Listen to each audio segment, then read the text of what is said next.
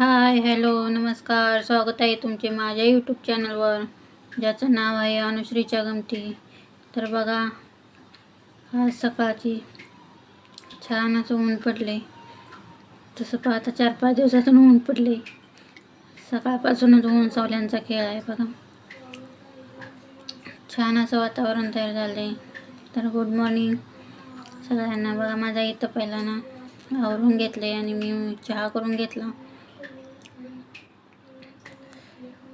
सकाळ सकाळ चहा पिला जरा बरं वाटते.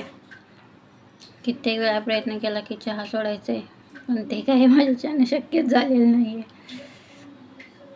त्यानंतर सगळ्यात मोठा टास्क असतो तो भाजी बनवणे. तर बघा, मी काल विकत ना शेंगा आणल्या होत्या.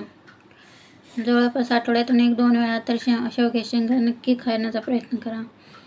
असं म्हटलं जातं की शेवग्याच्या शेंगा अर्धांगीसाठी चांगलं असतात. अर्धांगवायूचा झटका येणे असा प्रकारे असतो ना, त्या अर्धांगीसाठी या शेवग्याच्या शेंगा छान उपयुक्त असतात.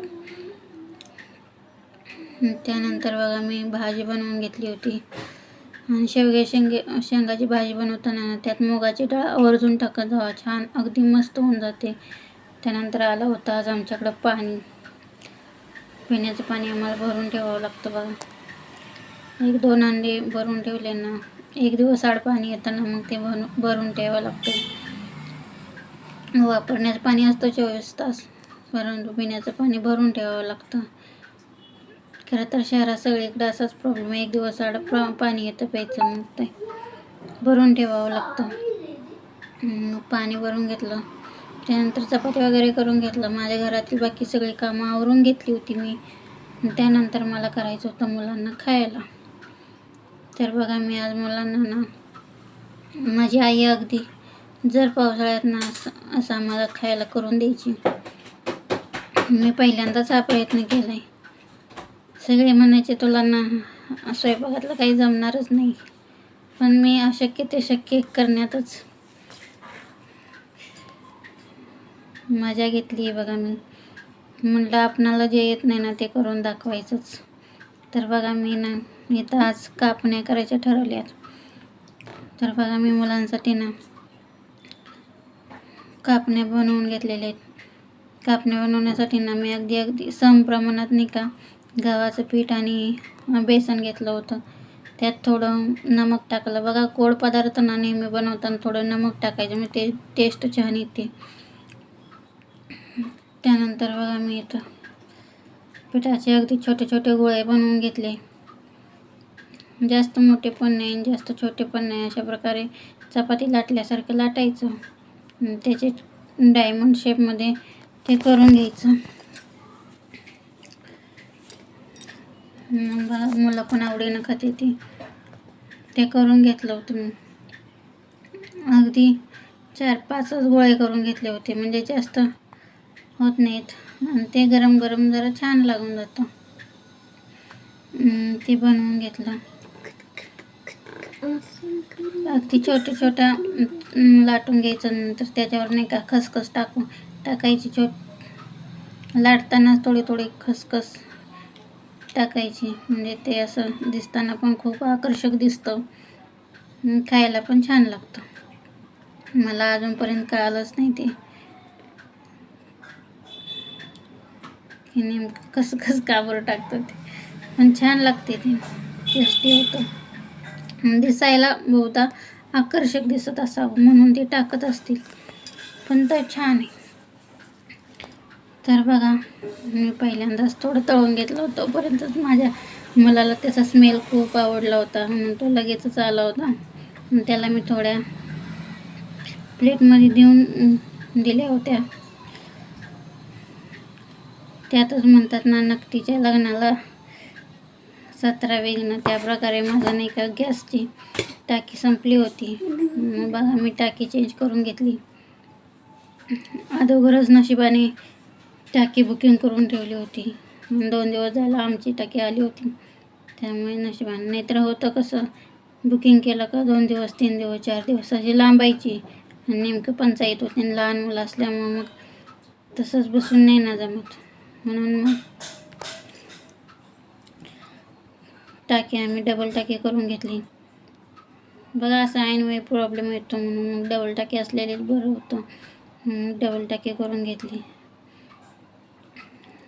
त्यानंतर बघा मी छोटे छोटे अगदी करून घेतले होते. अगदी त्याचा कलर चेंज होस तर ना असा ब्राऊन कलर येईपर्यंत ते तळून घ्यायचं. मस्त होऊन जाते.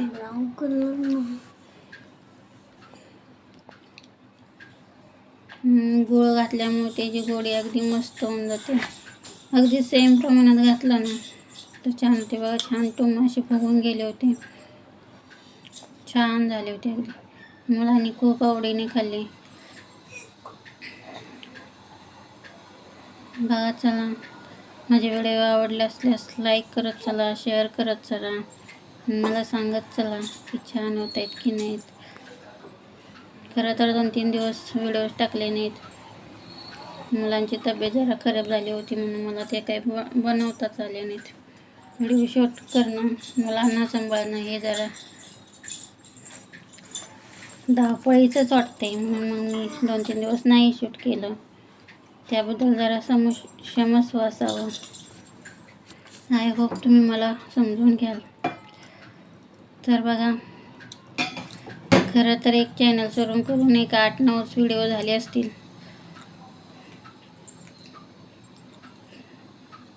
पण अपेक्षा आहे की तुम्ही छान समजून घ्याल.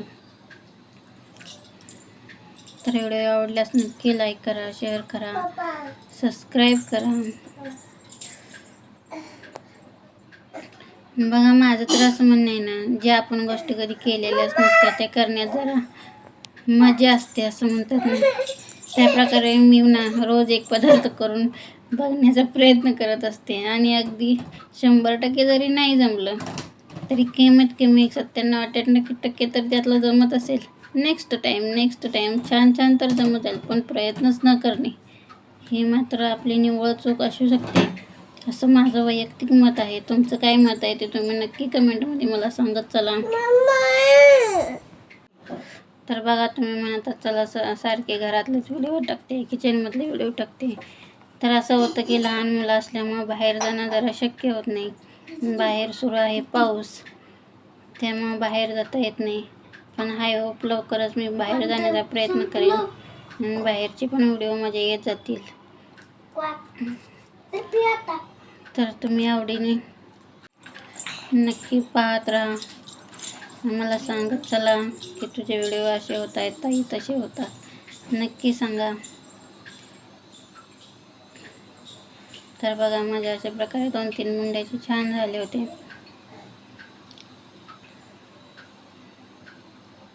फार असं काही जास्त नाही जमत आपणाला किचनमधलं, पण जे जमतं ना ते मी शिकण्याचा प्रयत्न करते. अगदी आपण जास्त काही म्हणतात ना आईच्या पोटातून शिकून आलो आहे काय, त्या प्रकारे नाही आहे. पण मी आईच्या घरी नाही आहे, पण सासरी नक्की शिकण्याचा प्रयत्न करते. आय होप तुम्हाला आवडत असेल. मला सांगत चला की तुझं हे चुकते, तुझं ते चुकते असं वगैरे.